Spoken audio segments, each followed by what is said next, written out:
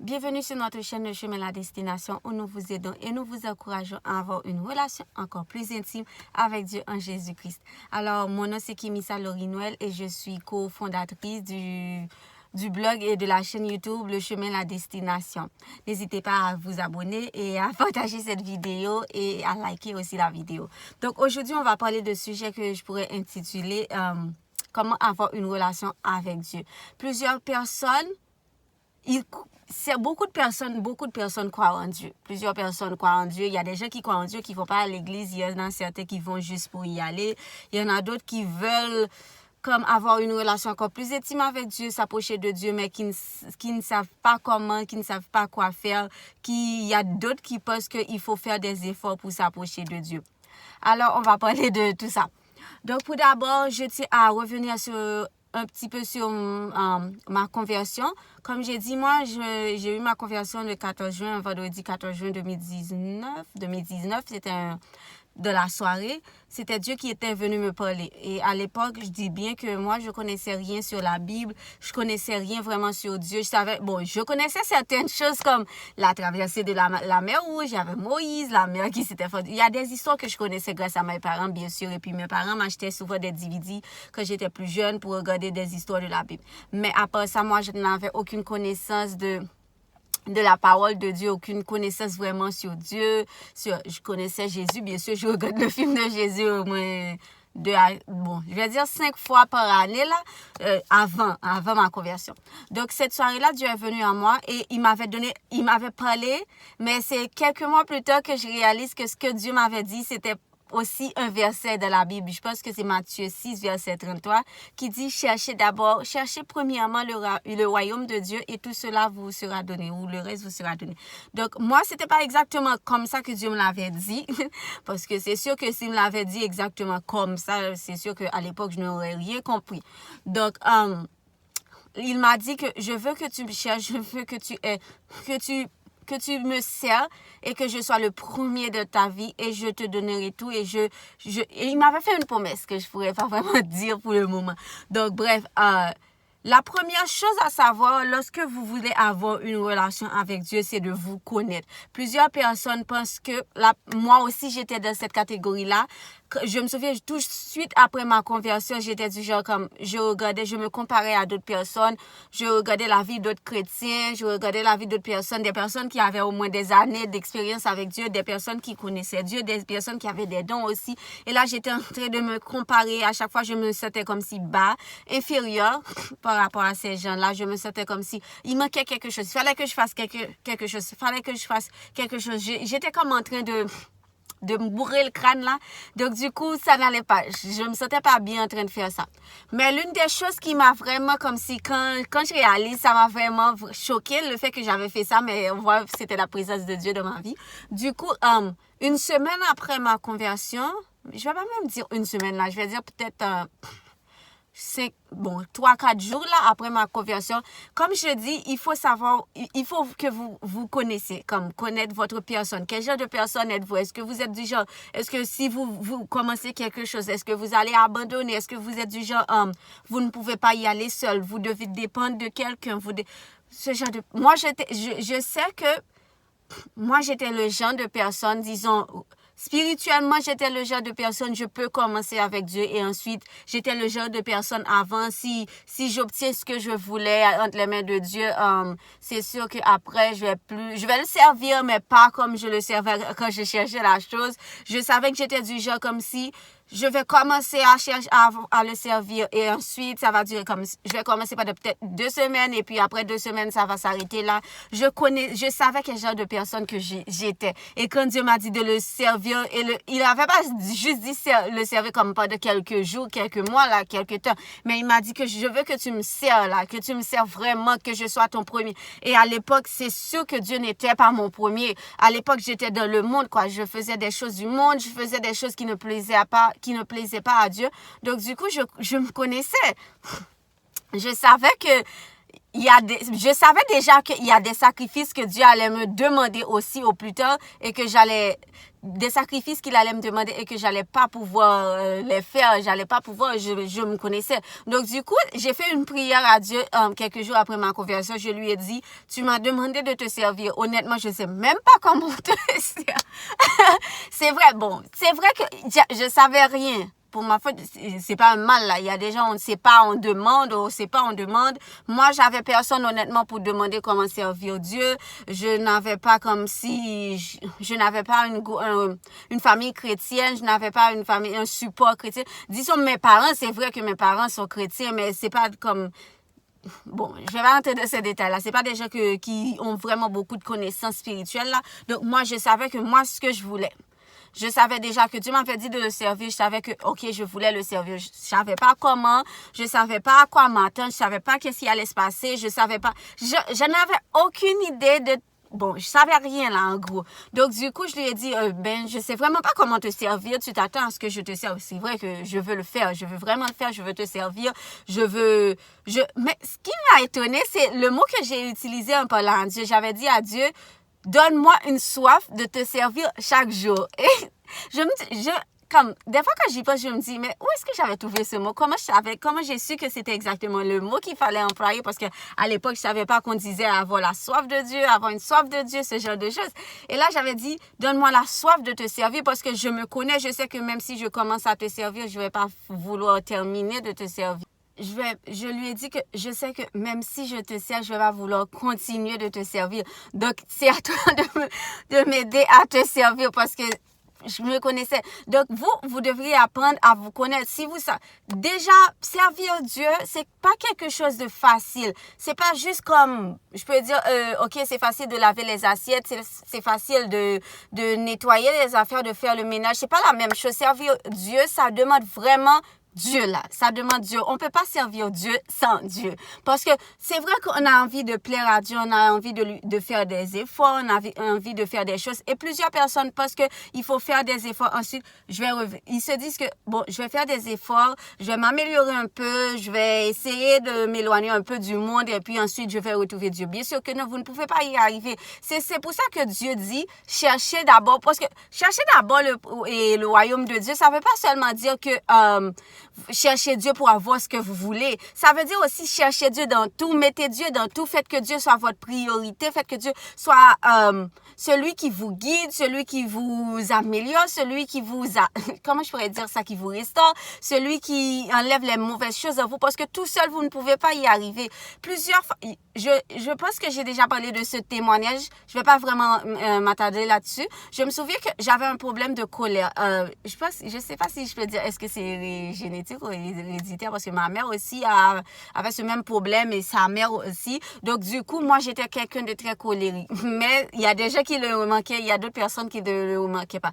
Et du coup, n'importe quoi pouvait m'énerver. Et j'avais essayé plusieurs choses pour essayer de m'arranger. J'ai vu des psychologues, j'ai fait des thérapies, j'ai essayé, bref, j'ai tout essayé humainement possible. J'ai tout essayé pour m'améliorer. Parfois, ça marchait, genre, je pouvais passer comme 3 semaines sans me mettre en colère, sans que rien m'affecte. Et puis ensuite, je recommence. Et là, après ma conversion, j'ai eu une crise de colère. Et là, j'ai dit à Dieu, je peux plus. Comme j'ai dit, j'étais pas trop proche de Dieu, en tout cas pour moi. Donc, je lui ai dit, bon, je me mets souvent en colère, j'en ai marre, c'est toujours un problème à cause de ça. Des fois, même ma bouche dépasse ce que mon cœur veut dire. Et des fois, je dis des choses que je vais regretter. Je peux plus continuer comme ça, Seigneur, aide-moi. Et j'ai fait cette prière à Dieu et je vous jure que depuis cette journée-là, ça fait 2 ans déjà, depuis cette journée-là jusqu'à aujourd'hui, j'ai jamais eu une crise de colère, ma bouche n'a jamais dépassé mon cœur, j'ai toujours été comme peu. Et parfois Satan, le but de Satan, des fois, c'est que parfois Dieu nous change, mais lui, il essaie de nous tenter. Et là, on sait qu'on n'est plus cette même personne parce que Dieu nous a améliorés, Dieu nous a changés, quoi. Donc, du coup, ça, c'est comme un témoignage que je voudrais dire à quelqu'un aussi. Si vous avez quelque chose en vous que vous n'aimez pas, quelque chose que vous savez qui ne plaît pas à Dieu, ne pensez pas que Dieu, il est en train de vous punir. Il veut à tout prix que vous changiez pour qu'il vous donne quelque chose ou pour qu'il vous aime. Dieu vous aime peu importe la façon que vous êtes. Peu importe importe si vous avez ce défaut et puis le lendemain, il vous a guéri, c'est le même amour qu'il va avoir pour vous. Ce que Dieu veut, c'est que vous vous approchiez de lui. Donc, pour commencer, comme j'ai dit, il faut que vous vous connaissiez. Lorsque vous allez auprès de Dieu, avoir une relation avec Dieu, c'est comme avoir une relation avec quelqu'un. Bon, tu peux commencer avec cette personne, tu apprends à connaître cette personne. L'affaire avec Dieu, c'est qu'on apprend à le connaître chaque jour de notre vie, éternellement, je pourrais dire. Parce il y a toujours des choses qui nous apprend, qui nous surprend surtout. On apprend, c'est comme on dit, oh mon Dieu, je connaissais pas cet aspect de toi, Seigneur, c'est tellement magnifique, c'est tellement grandiose, là. Donc, du coup, apprenez à vous connaître. Je pense qu'il commence à faire temps. Je voulais allumer la lumière. C'est mieux comme ça, là. Donc, du coup, apprenez à vous connaître pour savoir quoi demander déjà à Dieu pour ce chemin-là que vous avez décidé de prendre avec lui, cette route-là, cette voie-là que vous avez décidé de prendre avec lui. Si vous êtes quelqu'un qui a besoin de support, de dépôt de Dieu, ou quelqu'un comme si, parce que Satan, lui, je me souviens, je dis ça souvent, à quelques mois après ma conversion, ma meilleure amie m'a dit, je suis contente pour toi que tu aies pris Dieu au sérieux, tout et tout, mais je dois te dire quelque chose, tu auras beaucoup de persécutions. Honnêtement, quand elle m'avait dit ça, j'étais vraiment frustrée, j'étais en colère parce que j'étais tellement heureuse et là je dis, mais tout va bien, pourquoi elle me dit je vais avoir des persécutions, ça m'énerve, mais je lui ai pas montré que j'étais pas énervée, mais c'est comme, ça m'a fait mal quand elle m'a dit ça, je m'attendais qu'elle me dise quelque chose de, oh c'est tellement beau, tu vas te faire beaucoup de miracles de ta vie, mais là elle me dit quelque chose comme quoi j'aurais des persécutions et c'était vraiment ce qui s'est passé parce que Satan, lui, ce qu'il essaie de faire tout le temps et même jusqu'à notre mort, c'est de nous séparer de Dieu, de nous faire douter de l'amour que Dieu a pour nous, de nous faire douter de ses promesses, de nous faire douter de son pardon. Parfois, quand on fait quelque chose et là on culpabilise, on demande pardon à Dieu et Dieu nous a pardonné et là on commence à culpabiliser, on pense que Dieu ne nous a pas pardonné vraiment, ou on pense que Dieu va nous punir, ou on pense que voilà, quelque chose va nous arriver, tout ça. C'est toujours Satan, c'est son but de nous éloigner de Dieu et il essaie par tous les moyens. Donc, pour avoir une relation avec Dieu, c'est commencer par lui parler. Vous pouvez lui parler de vous. Dieu est comme une personne dans un sens. Dieu c'est pas comme si vous attendez, Seigneur, je m'agenouille devant toi, mon Dieu, c'est vrai qu'il est Seigneur, c'est vrai que des fois je lui parle comme ça, mais des fois je lui parle comme un père aussi, des fois je lui parle comme un mari, des fois que je lui parle comme un meilleur ami, des fois je lui parle comme un avocat, des fois je lui parle de... Tout dépend de l'humeur dont je suis, ou tout dépend de l'épreuve ou de la période bref, tout dépend de la saison, je crois, ou du jour, ok? Donc du coup, Dieu, il s'attend à ce que vous veniez à lui. Vous n'êtes pas obligé de dire, bon, aujourd'hui, j'ai pas fait quelque chose de bien. Aujourd'hui, j'ai été mauvaise. Aujourd'hui, j'ai fait quelque chose de mal. Donc, aujourd'hui, je vais pas m'approcher de Dieu parce que c'est sûr que Dieu m'attend avec, je sais pas, une batte là pour c'est vrai que moi, la plupart du temps, j'avais ce genre d'esprit là. Et ce genre d'esprit nous éloigne vraiment de Dieu. Au contraire, si Dieu regardait vraiment sur nos péchés, je pense pas que Dieu allait nous bénir, Dieu allait nous choisir. Et Dieu l'a dit, c'est pas vous qui m'avez choisi, c'est moi qui vous ai choisi. Et Dieu connaît tous les péchés qu'on a fait, qu'on va faire et qu'on est en train de faire. Et ça ne l'empêche pas de nous aimer. C'est comme une mère aussi. Une mère, même si son enfant lui répond mal ou son enfant comme ne fait pas ce qu'elle demande, la mère est toujours là en train de prendre soin de son enfant, en train de se sacrifier pour son enfant, en train de travailler pour son enfant, en train de se battre pour son enfant. C'est la même chose avec Dieu. Bon, c'est sûr que Dieu ne se sacrifie pas parce qu'il est Dieu, quoi. Il n'a pas besoin de se sacrifier. C'est pas comme s'il avait besoin d'argent pour nous aider. Mais Dieu, lui, peu importe ce qu'on lui fait, peu importe on l'insulte, peu importe ce qu'on lui fait, il nous appelle. C'est comme si des fois on se met en colère contre lui et là il dit, viens mon amour, viens ma chérie, viens mon chéri, viens mon enfant, j'ai besoin de toi. Ne t'en va pas, j'ai besoin de toi. C'est cette façon-là que les gens refusent de voir Dieu parce qu'ils pensent que Dieu, ils voient Dieu comme quelqu'un qui punit tout ça. Pourtant, Dieu, c'est quelqu'un qui aime, quelqu'un qui cherche, qui désire tellement une relation avec nous. C'est comme son désir de ça, que nous nous approchons de lui. C'est tellement magnifique, c'est tellement fort. Il veut tellement qu'on s'approche de lui. C'est... Wow. Et lorsqu'on s'approche de lui, approchez-vous de Dieu tel que vous êtes. Si vous êtes quelqu'un vous avez beaucoup de défauts, Dieu ne va pas vous juger. Dieu n'est pas comme votre voisin ou votre meilleur ami ou quelqu'un qui va vous dire, mais toi là, tu vas jamais changer.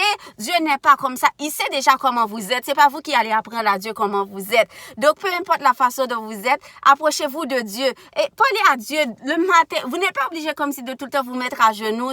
Prier, c'est avoir une conversation. Vous pouvez dire, allô Dieu, comment tu as passé la nuit? Même si Dieu n'a pas dormi.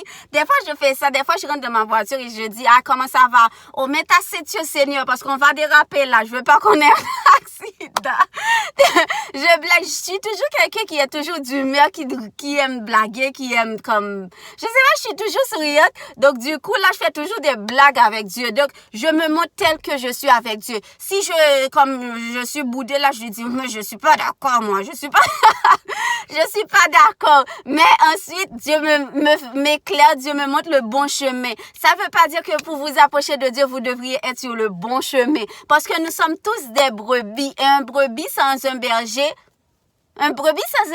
c'est un brebis perdu là. C'est pour ça que dans ce monde actuel que nous vivons, là, ce monde où tout est en train de dérailler, nous avons encore plus besoin de la présence de Dieu, d'une relation avec Dieu. Nous avons encore plus besoin d'une intimité avec Dieu. Et je vous invite je vous donne le conseil plutôt d'éviter de vous comparer. Attendez juste une seconde. Oh boy.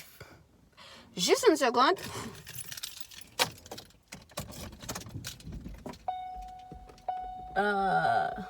Voilà, c'est mieux comme ça.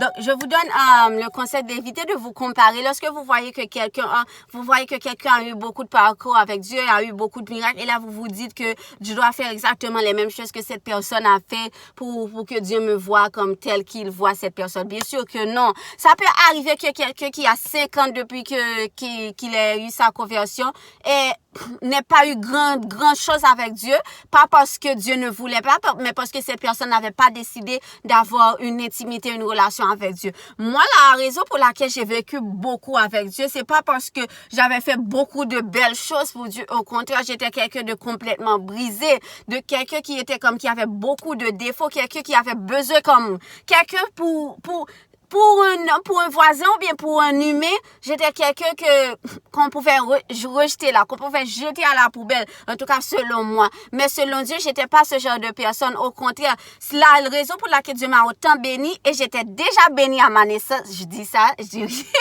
Donc, c'est parce que moi, j'ai cherché à vraiment avoir une relation avec lui et j'ai cherché chaque jour. Ça veut pas dire qu'il n'y a pas eu des jours où j'étais pas découragée. Il y avait des jours où j'étais découragée. Il y avait des jours où j'étais fatiguée. Il y avait des jours où les oppressions étaient tellement fortes et où les persécutions étaient tellement fortes. Il y avait des jours où j'avais je vais pas dire j'avais envie d'abandonner, mais j'avais plus de force. Et Dieu connaissait ces jours-là. Dieu n'est pas là seulement quand tout est bon, il est là aussi quand qu'on n'a plus de force, qu'on est faible. C'est dans notre faiblesse il y a ce verset-là, c'est dans notre faiblesse qu'on est plus fort. Et il y a aussi ce verset qui dit que je puis tout pour celui qui me fortifie. Donc Dieu, lui, il s'attend pas comme si que vous soyez fort, que vous fassiez quelque chose de spécial pour vous approcher de lui. Tout ce qu'il a besoin, c'est une transparence, je pourrais dire, une authenticité. Avoir une relation avec Dieu, c'est être authentique, être soi-même, s'approcher de Dieu. Demande, si vous savez que vous ne pouvez pas tout seul, et c'est sûr que vous ne pouvez pas tout seul, dites-le à Dieu, dites-lui,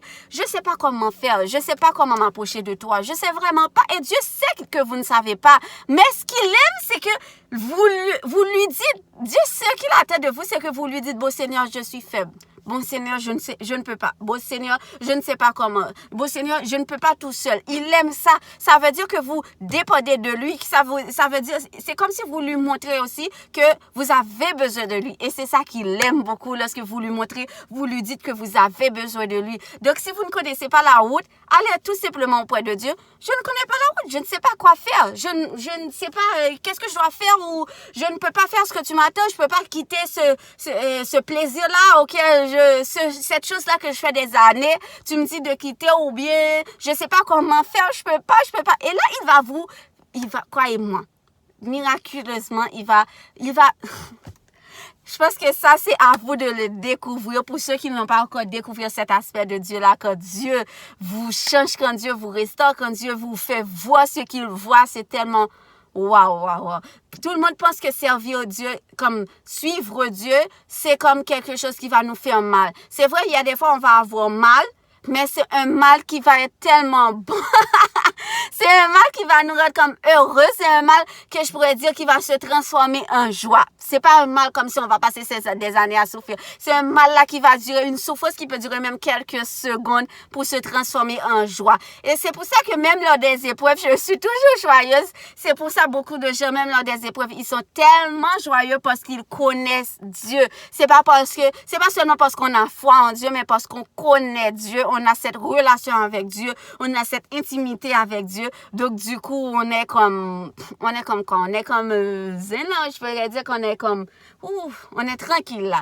Donc, du coup, c'est tout ce que je voulais dire pour aujourd'hui. Je pense que j'ai été assez long aujourd'hui. Je voulais pas être aussi long, mais du coup, j'espère que ça vous a plu, cette vidéo. Et si vous avez besoin de plus de conseils, n'hésitez pas à nous écrire sur chemin destination 12 à commercialgmail.com ou sur notre blog, tout simplement le chemin la destination. Donc, c'est tout pour aujourd'hui. C'était avec Kémissa Lorinois. Désolée pour la lumière, c'est un peu noir, mais ce qui est le plus important, c'est le message et non la personne qui le dit vraiment. Ou la façon dont il y a l'éclairage. Je pouvais pas vraiment entrer de la maison parce qu'il y a beaucoup de monde dans la maison. Donc, je voulais vraiment rapidement donner ce message et j'avais l'Esprit Saint qui était vraiment sur mon cœur pour donner ce message. Donc, je vous remercie d'avoir été présent et d'avoir écouté ce message.